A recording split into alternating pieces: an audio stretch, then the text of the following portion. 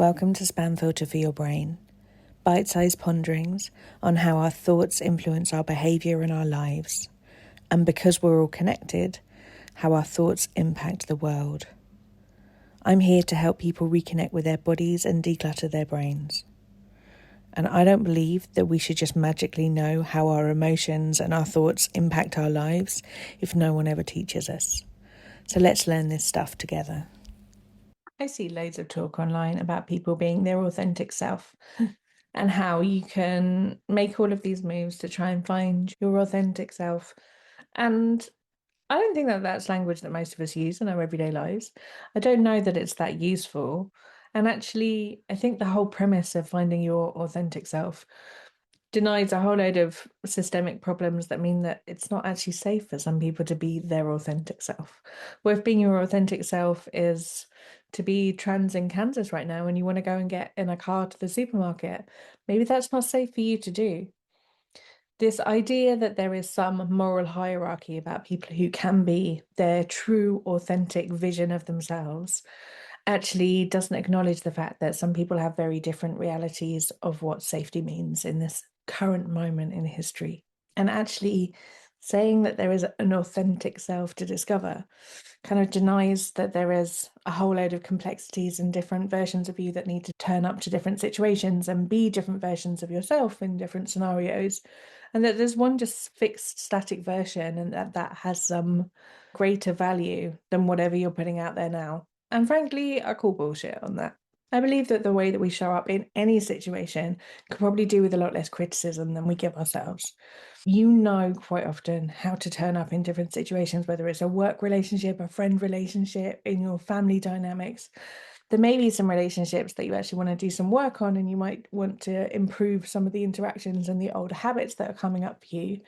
But selling yourself out there as some static being for which you need to work hard and chisel away to try and show this genuine version of yourself that you've been hiding, I just don't think that that idea serves us at all. I think that probably most of us could do with looking at the situations that we're in any capacity in our lives and giving ourselves a little bit less of a hard time for it. So maybe there's a work scenario and you think that you probably could have handled it better. Or maybe there is some friction in your social circle and there's someone who's causing you a bit of trickiness and you would like to find a better way to respond to the way they interact on WhatsApp group chats. Or maybe it's the way that you talk to yourself when you're on social media and you can see a whole load of other people putting their very curated lives out there and you find yourself comparing yourself to other people, even though that's not what you really want to do ethically.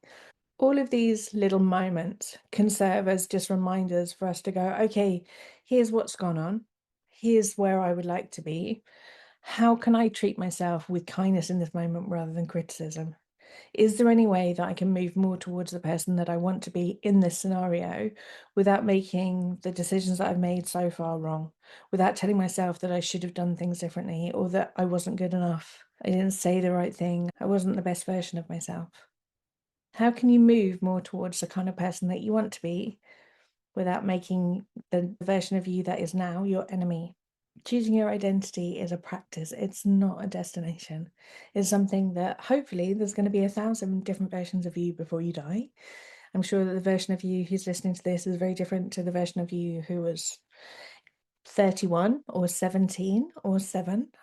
And it's going to be very different to the version of you that's going to be 87. And everything in between. It's going to be different from the version of you that's this afternoon. There is no one true self that you're trying to get towards, but there is one truth to all of it, and that is that we're going to get more towards more versions of ourselves that are more in alignment with who we want to be if we're not bullying ourselves on the way there. So what are the spaces where you can bring more kindness into your days, into the way that you speak to yourself, especially when things are not quite going the way that you thought that they should have done? I think there is a huge value in choosing who you want to be and how you want to respond to things, rather than this endless search for who you are. I think a lot of us feel like there is an idea as to who we should be, and maybe we're there, maybe we don't feel like we quite hit the nail on the head. We're constantly searching for this idea of how to adult right, how to live a life that shows that we have all of the markers of what adulthood should look like, and to live a good life and to show that we're doing things okay. Maybe we're just making it all up. Maybe we're just muddling along and doing the best that we can. And in that vein, if there is a way that you can look at your days, your interactions, your relationships, and speak to yourself with more kindness, you're definitely going to have a more enjoyable ride. I hope that this is a useful concept for you to bring home next time something feels like it's a little bit tricky, or perhaps you didn't act in a way that you think is most admirable. There are loads of links and resources in the show notes, and I will speak to you next week. If you've been enjoying what you're hearing on the podcast, you will love Self-Care School. Self-Care School is longer versions of this, more in-depth and more personalised. We have a whole hub of courses from body image to boundaries, perfectionism, time management, and a whole range of other topics. You name it, there's probably a course on it. But most importantly, we also have a weekly group coaching call where you get to apply this stuff to your everyday life and get support to try and untangle your own story from some of the emotions that you might not be enjoying in your life.